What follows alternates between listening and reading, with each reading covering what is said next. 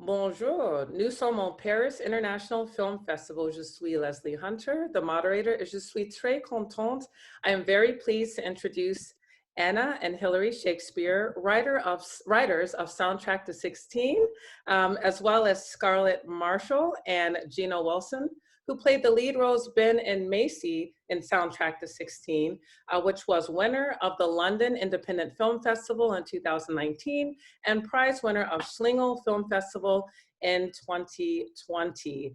To those of you who are listening, we are really excited to have you here with us, and you can go and see Anna and Hilary's movie in the virtual cinema, which should be in the bottom right of your screen. So welcome to you all.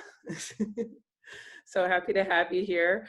I guess let's just jump right into it. So Anna and Hilary, I found Soundtrack to 16 to be like very interesting and wildly entertaining.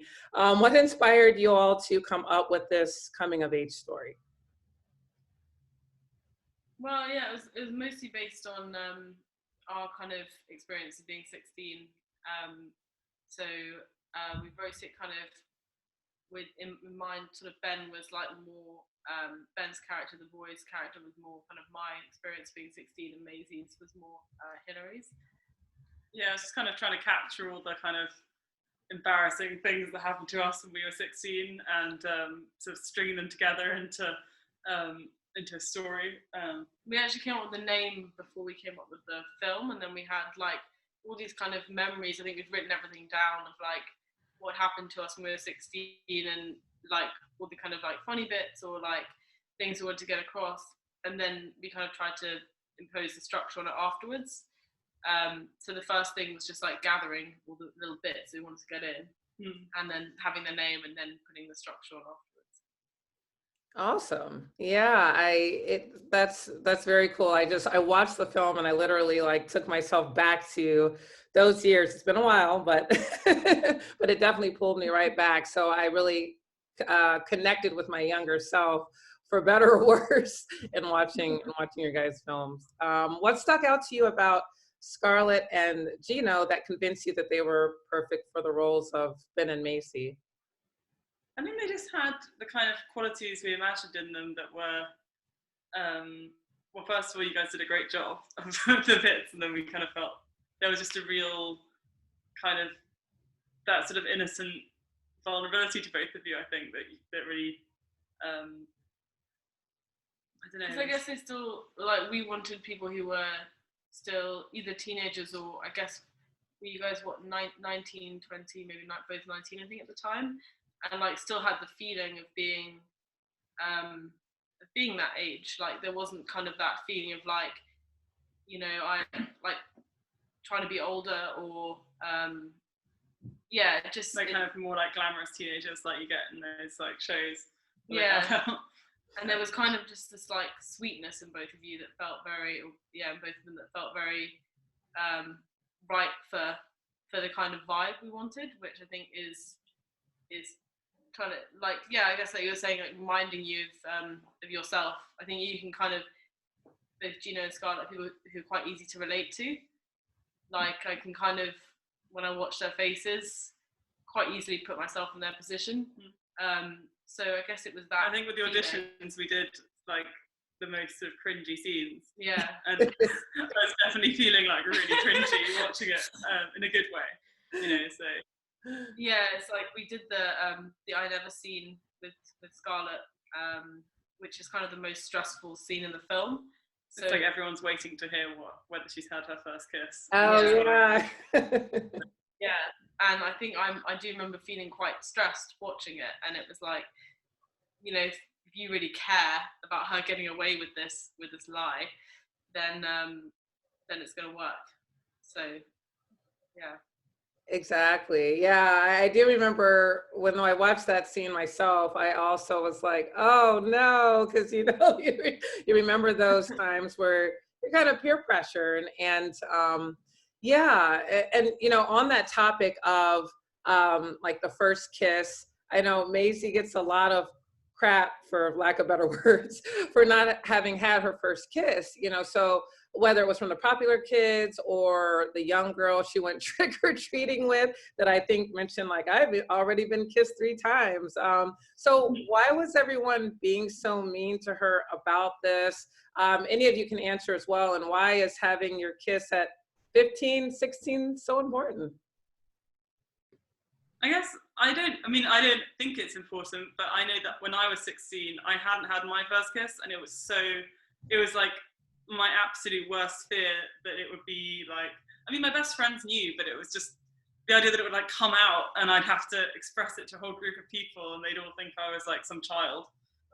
It was just I was so stressed about it all the time. So I was trying to think, like, when I was trying to write, you know, what was it like to be 16, every time I was in one of those party situations, I was like, oh my God, what if someone asks me if I've had my first kiss? I was terrified. So I don't know, I don't think people care like they would like directly mean about it, but it was just sort of like, if people found out, they'd assume you were like really innocent and like you were like a prude or something. And I don't know, I was just like, well, I haven't found a boy to kiss. I can't find one anywhere. It's not my personality, it's just there's not a boy there. So Exactly. And Gino and Scarlett, being closer to this age demographic of the characters you played in this film, at least opposed to someone like myself or an older adult or an adult in general, that's not a young adult watching this film. Did you relate a lot to your characters based off of even just personal experiences that you had in middle school, high school? Yeah, Scarlett, do you want to go first? Sure. Yeah, I definitely did. I think it's quite a minority of people who are the cool kids, and unfortunately for the rest of us, everyone probably had those kind of painful, awkward experiences. It's still quite raw when you're in your late teens, so I definitely related quite a lot to the characters. Yeah, I'm the same. As a 16-year-old, I was quite studious myself, and the group of friends I had was very, were all just quite nerdy, and so I kind of like when Ben's interacting with his friends, I was like, yeah, this is how I would interact with my friends. So it's not really too much different. And at 16, I don't think I'd had a first kiss either. So, but then I don't know, I didn't feel a pressure to. So I don't know. It's an interesting topic. But yeah, I relate to the character massively at that age. Totally. And for, you know, speaking of your character, for Ben, grades seem to be very important to him. And I remember him in the bathroom, Ben in the bathroom tearing up, I believe it was his physics project, and flushing it down the toilet, which, I mean, it was funny from a viewer's standpoint of view. But, you know, when he got that C, he was all upset. And then there were other moments such as with the physics exam, just like worrying excessively, not even thinking about showing up. Why was Ben, and this can be whether Hillary, Anna, or Gino, why do you feel that Ben was sort of fixated on his grades maybe more than the average student? But I mean, from an actor looking at the character, I felt that he just placed a lot of his value and self-worth on the grades he could get. And maybe because he didn't have a girlfriend, he didn't have many friends, he kind of thought he's always been known as the smart one. And so if he doesn't get these grades, then what has he got? Because people rely on him to be the clever one. So I think that was a driving force behind his like determination. But what's really funny is that in that scene where we're ripping up the homework and flushing down toilet, it was boiling. It was about 35 degrees that day. Oh my God. And poor Anna had to keep dipping her hand into the U-bend to pull the paper out, and then we kept doing it again. I was just having flashbacks when you were saying that to Matt, the sound recordist, going, why is he tearing that up with the C? The C was good, right? Exactly. Yeah. But I guess, yeah, as Gio's saying, like I think it is like that thing of like that's like his thing, Ben's thing. Yeah. And that story, I guess Anna was saying, that was slightly based on what her biggest fears were around 16, because she was like really studious. Yeah, because I kind of like at that age, I was like, oh, I'm not really gonna bother having friends. Like, I'll just this will be my thing. So then if it goes wrong, you're like, oh God, I've got nothing left. Yeah. So yeah, that was kind of what Ben's character is based on, like that kind of age, mine. But yeah, I think exams are quite traumatic for a lot of people. And like, Oh my gosh. like some friends that consider not, and actually some friends that did not go to some exams because they just like, I mean, at university as well, but where they were just like, I'd just rather not go at all at this point. So I was thinking, I'm sorry to interrupt, go ahead. Oh no, I didn't really have much more to say. I was saying it's like really, it's I guess another like massive stress for teenagers.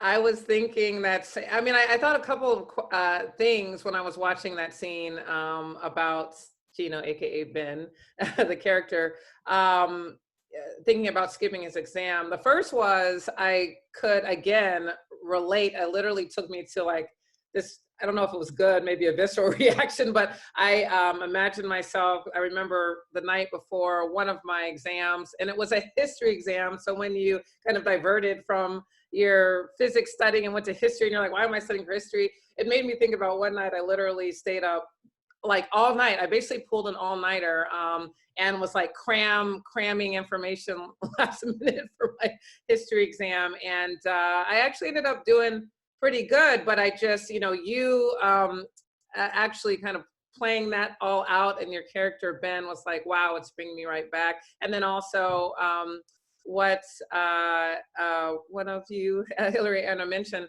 was about, you know, some people even skipping exams. I was thinking when I watched the movie, like when Ben was thinking about skipping, how do they even do that? I mean, I'm assuming you have to take the exam even if you skip it that day. I don't know how schools, can't recall, but it made me think about that. Yeah, I mean, I guess here you can retake it, but you have to retake it with like the next batch of exams. So that was one of the things we cut, because we had in the VO him going, I can just retake it next year. And then we were like, we can't put that in the VO because then like, who gives, like, no one's going to care. Yeah, kind of lowered the stakes. So we were like, let's retake it. Okay, we'll just get rid of that so everyone's more stressed. Exactly. Yeah, realistically, next year. Definitely triggered a lot of memories. So, I mean, good job, because I was literally like, man, I feel like I'm right back here. In terms of, you know, grades being important for Ben, inclusion or wanting to fit in was definitely also a theme I found in Soundtrack to 16, particularly for Maisie, who seemed to do whatever she deemed necessary, whether lying, kneeling to eat lunch on the ground in the cafeteria, etc. To, oh, let me let her back in, by the way. Yeah, where is Scarlett? Yeah. I noticed she was here. Okay, she's in the waiting room. Let me try her back in. Okay, there you are. Hello, sorry about that. No problem. I hope you weren't gone long. I noticed, you know, about 5 seconds ago you weren't here. So, well, welcome back. I'll start the question again because it may be something that, it's regarding your character as well. So I was mentioning that, you know, just like grades were important to Ben, inclusion or wanting to fit in was definitely a theme in Soundtrack to 16. Particularly for Maisie, who seemed to do whatever she deemed necessary. I was saying whether lying, kneeling to eat, you know, lunch on the ground in the cafeteria, etc., to portray the solution that she was accepted and liked. So why was it so important for Maisie to fit in or be perceived as likable? I mean, I think that's important to everyone, isn't it, all the time, all through life. But when you're a teenager and there's so much extra pressure to like to fit in and to look a certain way and to be friends with the right people, yeah, I think everyone finds it hard, and Maisie made her choice in how to go about it, which wasn't necessarily the best way to do things, but yeah, I mean, you're right, but I can relate. I can relate somewhat to that. I was probably more like Ben, the character of Ben, where my grades were important, but like you said, who doesn't want to be liked? And I love that you showed the parallel, that the parallel was shown between a high school student that is really like grade obsessed, and then one that is really obsessed with, you know, having friends and doing things at all costs, because I feel that most kids could relate to one, both, or, you know, one either or both. So that was really great that you did that. I'm more curious. I'm very curious about Maisie's relationship with her sister. They seemed to be genuinely close, but there were also moments where Maisie seemed to shy away from playing with her and the stuffed animal friends that they used to drink tea with. So I sense a type of tension that Maisie struggled with regarding her relationship with her sister. Tell me more about that. Either of you guys, any of you guys. Yes, that was like, I guess, not so much based on us in that we didn't, I mean, as sisters, we were more like, we did do all the playing with the toys and stuff like that. And Hilary kind of, because Hilary was like, we were, best friends as kids. And so we would do like what I wanted to do, those games. And so I think sometimes you did realize like, oh, I'm 15 and I'm still playing with like Slovenians or Playmobil or whatever else it was. So that was kind of based on like our I think there was a time where I suddenly thought, oh no, what if I seem more like a 10-year-old than I do like a teenager? And I think it was a bit of a kind of, I guess I remember like friends coming over and Anna being like, okay, now we're all going to play together, right? And I was like, shut up, you can't make my friends play with dolls. So I think there was a bit of a period where I kind of pulled away a little bit. Yeah, I'd be like outraged when your friends came over and weren't playing with me. I'd be like, what's going on here? Something's gone wrong. So it did kind of add to the embarrassment, I mean, I don't think that my whole teenage time was exactly like Maisie's in that she's so concerned about people thinking she's innocent and stuff, but I think it was definitely a concern that everyone thought I was like, that everyone around me was like these cool teenagers and I was like essentially still a child surrounded by teenagers but supposed to be more of a teenager. So I guess it's like that's sort of one of the things that I think Maisie's going through, of being like, there's no reason why I'm young, like appear younger than everybody else. So. Yes, and I mean even one of the scenes with the stuffed animal, there were two that maybe there were more in the film, but two that really like stuck out to me and that I found funny, which was the invisible soup when they were first eating there around the time where Maisie gets the call from the girl that got invited to the party and she didn't. And I'm about to call you Maisie, but Scarlett, your character, just hilarious. I mean, you played it so well. I think throughout the whole movie in general, I was cracking up.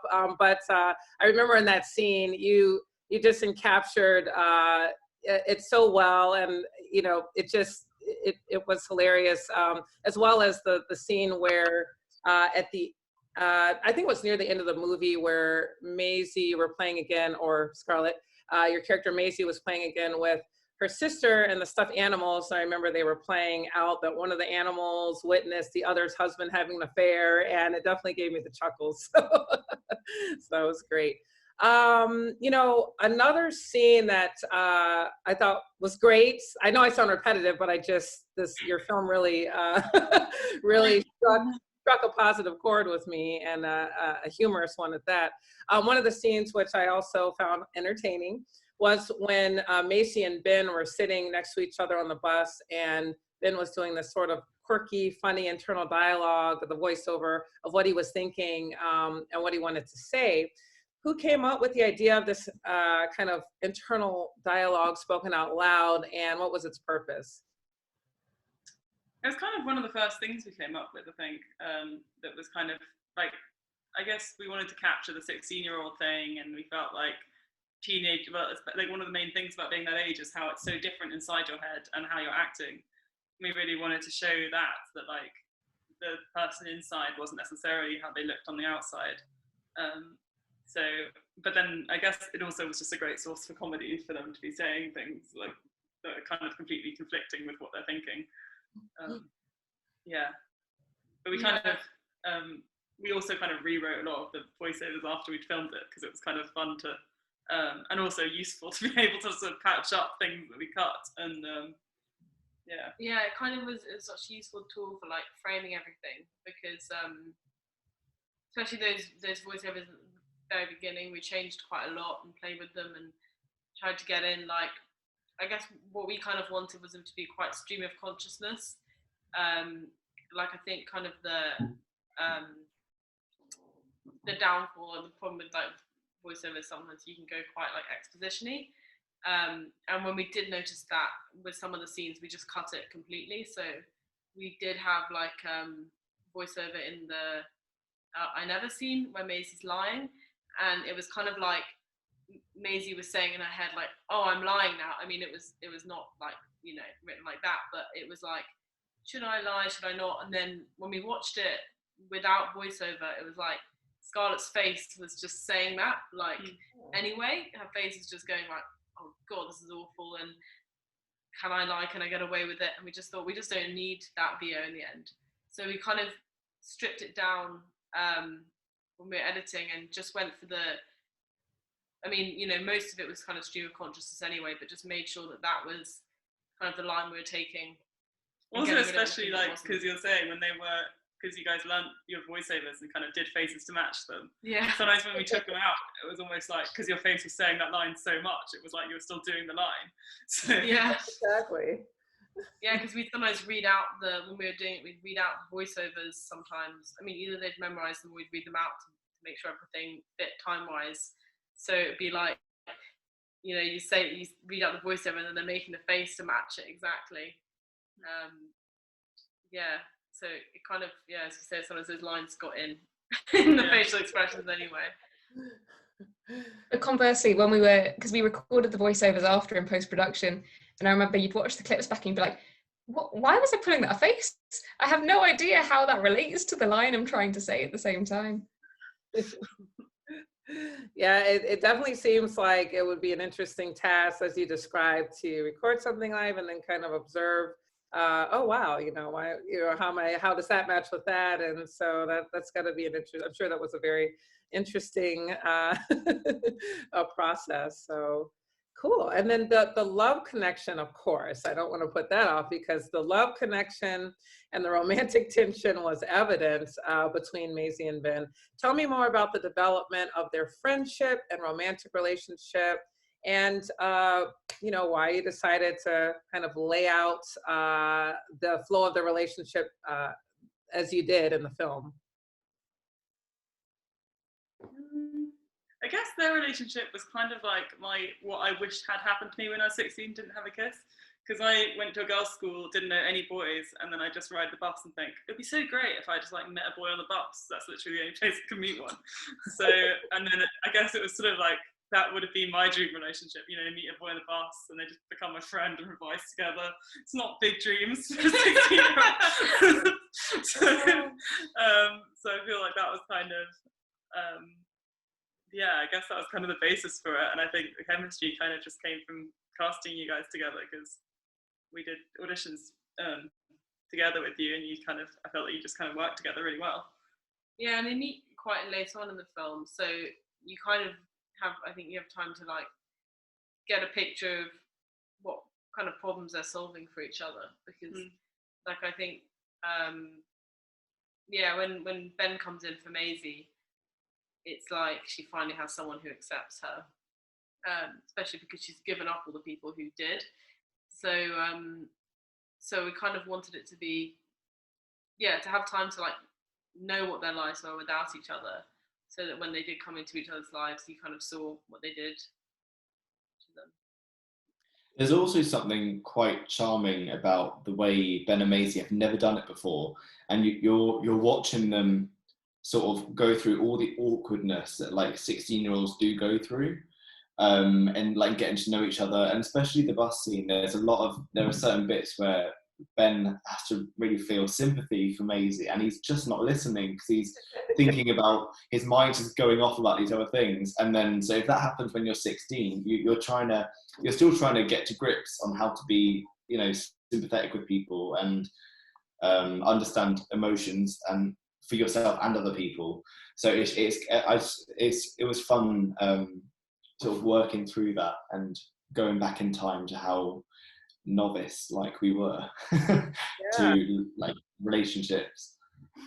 And Gino, when you mention, you know, about, of course, 16-year-olds or young kids / teenagers not being that natural, like empathetic, you know, and having to give yourself, you're right. But then on top of that, I actually found Ben in certain ways to be almost like emotionally advanced, because I remember, you know, again, being 16, and I remember some guys not even trying, such as your kid at all, you know, or even trying to talk themselves through being more empathetic. So that I thought was like kudos to Ben. And then on top of that, in the beginning of the movie, I remember that bit when they were doing the internal dialogue or voiceover of Ben. I remember him mentioning something about, oh, I'd like to be a physics professor, maybe at Oxford, and as well as I'd like to be married with, and I'm like, what 16-year-old thinks that far ahead? So I appreciate what you say, but I also found Ben's character in that way, you know, more mature and emotionally advanced, I thought, than the average 16-year-old boy. Yeah, he's got ideas above his station, I think, about what life should be like, and I want that, but he has no idea how to get there. He wants that. So it's the emotional, like the childishness of it, but he has grown-up ideas, but a childish sense of that's right. Emotion. Yeah, totally right. And Gino, Scarlett, what did you enjoy most about playing these roles and just working on Soundtrack to 16 in general? I think it was just such a nice group of people. Like everyone working on it was so enthusiastic and like fun to be around, and also playing characters that are so kind of naive and quite amusing can just be a lot of fun. Yeah, the same. It was a lovely team to work with, and like turning up every day, it didn't feel like a hardship. Yeah, it was just it was lovely, and I wasn't paid to say that. the crew just got on really well, and like yeah, me and Scarlett hit it off straight away from the audition process. So it just didn't feel like work. It was fun creating something that we knew other people would really like as well. That's great. They say you enjoy what you do when it doesn't feel like work. So that's really wonderful to hear. Is there anything else that any of you would like to add or mention, either about the film or anything regarding Soundtrack to 16 that I didn't cover or ask you about?